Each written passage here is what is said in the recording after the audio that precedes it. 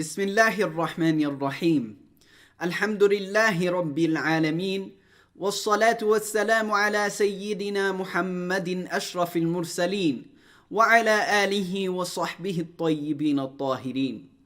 I start by the name of Allah. I praise Him and thank Him for the countless blessings that He's granted us without being obligated to do so.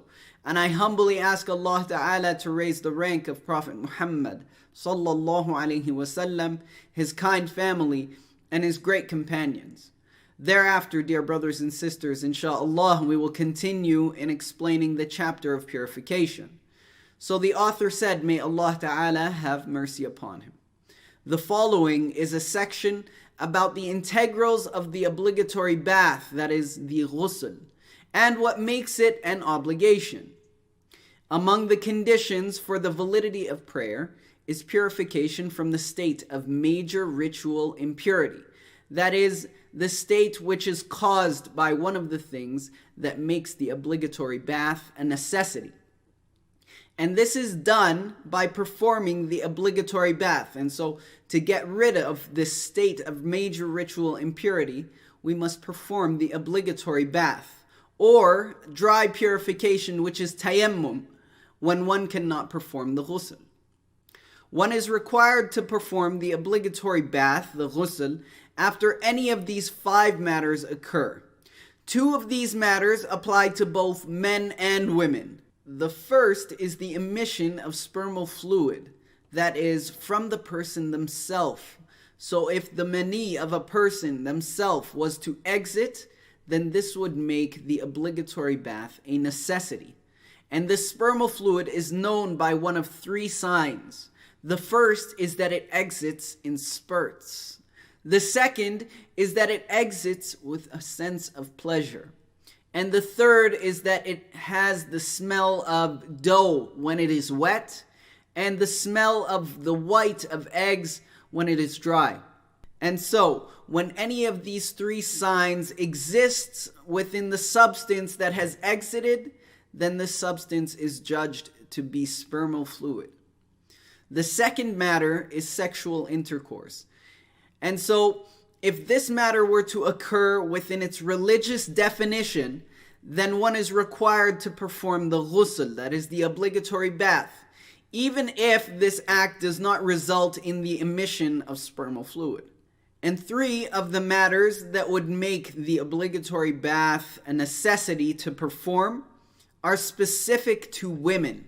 Okay, so 2 of them are specific to men and women. 3 of them are specific to women alone. The first of which is the end of menstruation, which is the blood that exits from the woman's private part, not as the result of any illness, nor from giving birth. The minimum duration of menstruation is 1 day and 1 night, 24 hours. And the maximum duration is 15 days. And the usual duration is 7 days. So the end of menstruation necessitates the obligatory bath. The second matter is the end of postpartum bleeding, which is the blood that exits from the woman's private part after giving birth. The minimum duration of postpartum bleeding is a single moment. And the maximum duration is 60 days, and the usual duration is 40. So the termination of postpartum bleeding also necessitates the obligatory bath. And the third matter is childbirth, even if there is no wetness that accompanies the birth of the child. And so the birth of this child alone is something that would make the obligatory bath a necessity. And with this, we have concluded the 5 matters that would necessitate the obligatory bath. Like we said, 2 of those matters are specific to both men and women, and 3 of those matters are specific just to women. Now, the integrals of the obligatory bath are 2. The first integral is to have the intention to clear oneself of the state of major ritual impurity. Again, this is the ritual impurity which is caused by one of those 5 things that we have just mentioned. Or a similar intention that would suffice. such as intending to perform the obligatory bath or to make the prayer permissible, unlike intending to wash or clean the body, as this would not be enough. Also, the intention must accompany washing the first part of the body. So, any part washed before the intention has been made is not considered as valid within the obligatory bath. And the second integral is to wash the apparent part of the entire body with water. And this water must be pure within itself, meaning that it is not considered filthy, like the small amount of water that has come in contact with urine, for instance. And this water must be purifying to other than itself, meaning that it may be used to purify other things, unlike the water that has been used to make wudu, for instance. This is water that may be pure, but it is not purifying. Including the skin and the hair, even if the hair was thick, okay? So when washing the entire body, we must include the skin and the hair, even if the hair was thick. So the water must reach the skin that is covered by the hair as well. Now the following is a section which will discuss the conditions of the validity of purification, as well as the rules of the dry purification, that is the tayammum. But we will discuss the dry purification, inshallah, in the lesson to come. Now, the conditions of purification, such as wudu and ghusl, are 5. So now we are speaking about the conditions. Previously, we spoke about the integrals, which are the things that are a part of the act of worship. Now we are speaking about the condition, which is something that is not a direct part of the act of worship. Rather, it is something that is necessary to the validity of worship, but it is not a part of the act. And so, the conditions of purification are 5. The first is Islam. Therefore, the purification of a non-Muslim is not valid. The second is to have mental discrimination. And so the purification of someone who is not capable of mental discrimination, such as a child or an insane person, his purification is not valid. The third is to remove anything that prevents water from reaching the part to be washed or wiped. Because if there were something that prevents the water from reaching the part to be washed or wiped, such as nail polish or paint, for instance, then the purification is not valid. Unlike a substance that conceals the color of the skin but does not prevent water from reaching the body part to be washed, such as ink. Ink does not prevent the validity of purification because all it does is it conceals the color of the skin, but it does not prevent the water from actually reaching the part to be washed. The fourth is to let the water flow naturally on the part to be washed, even if you help by rubbing the part that is being washed with your hand.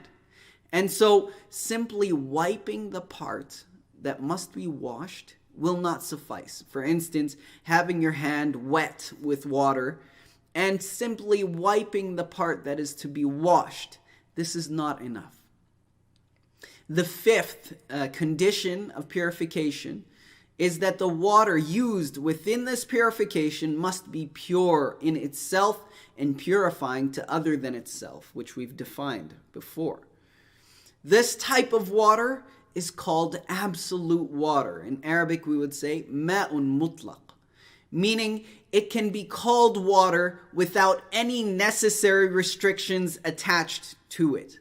So, for instance, rose water is not absolute water, as the addition of this word, rose, is a necessary restriction so that we can identify this liquid. So this drink, for instance, which is rose water, we would not be able to identify this drink if we were just to say water. We would have to say this is rose water. So it is a necessary restriction. It would not be enough had we just called it water. However, rainwater, for instance, can be called water without this added restriction. So if we had a glass of rainwater, we could refer to this glass as water. We would not have to say it is rainwater in order to identify this liquid. And so rainwater is considered absolute water. And so the fifth condition is for the water being used to be purifying, meaning the water has not been changed by mixing with any pure substance, such as milk or ink, that water can be easily shielded from. So this water, you are able to shield it very easily from mixing with milk or from mixing with ink, for instance. So if the water changes because of mixing with a substance that can dissolve within the water, to the point that it is not called water anymore. So it has been mixed with milk to the point that it is no longer called water. Due to this major change that has occurred within its color, or within its taste, or within its smell, then using this water for purification is not valid. Although, if it is only a slight change to the point where the liquid would still be called water, then it remains pure and purifying. Now, if the water changes because of mixing with a pure substance that the water cannot be easily shielded from. So before we were speaking about mixing with a pure substance that the water can easily be shielded from. Now we are speaking about water that has been mixed with a pure substance that it cannot be easily shielded from, such as substances that are in the original place of the water, like weeds, or in its original path, such as sulfur, or any other similar substance that cannot be easily avoided. If the water changes because of this, then it does not mean that this water is no longer purifying, even if the change is major. Rather, this water stays pure within itself and purifying to other than itself. It is also a condition that the large amount of water which is used for purification must not have changed by coming in contact with a substance of filth, such as urine or blood, even if this change was slight. Because any change in the color, taste, or smell of the water from coming in contact with filth would make the water itself filthy.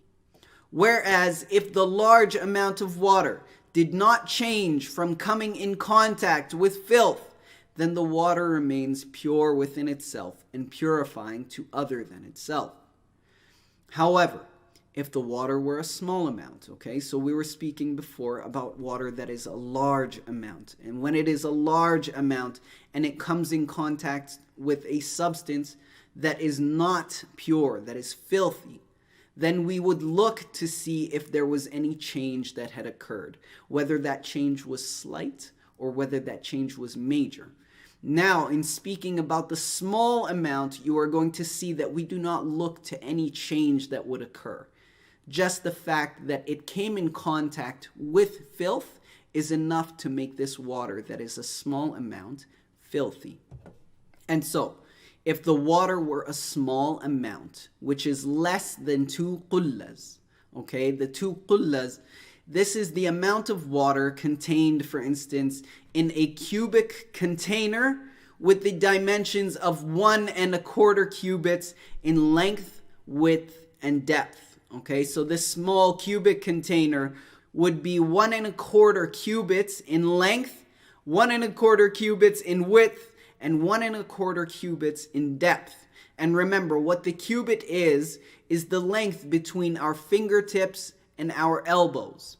So, if this water was a small amount, then it is a must that the water does not come in contact with filth that is not exempt, okay? Filth that is not considered within this judgment.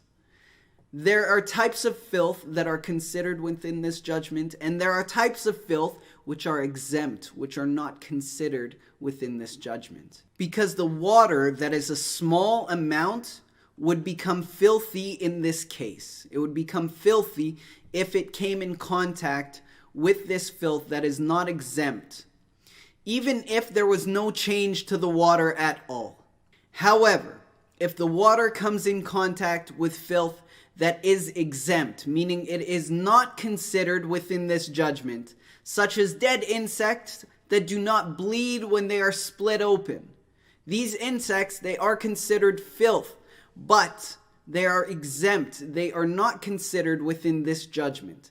Then the water remains pure if no change occurs from coming in contact with this exempt filth. Moreover, the small amount of water must not have been used already to remove a ritual impurity. That is, it must not have been used to remove a ritual impurity which would have been caused by one of the invalidators of wudu, for instance. This is minor ritual impurity. Or one of the things which make the obligatory bath a necessity, which would be major ritual impurity. As well, the small amount of water must not have been used already to remove filth, because if the water that is used to remove filth did not change from removing that filth, nor did it increase in weight because of it, then this water is pure within itself, but it is not purifying to other than itself. And so the purification would not be valid if performed with this type of water. And with this, we have concluded our lesson for today. وَسُبْحَانَكَ اللَّهُمَّ وَبِحَمْدِكَ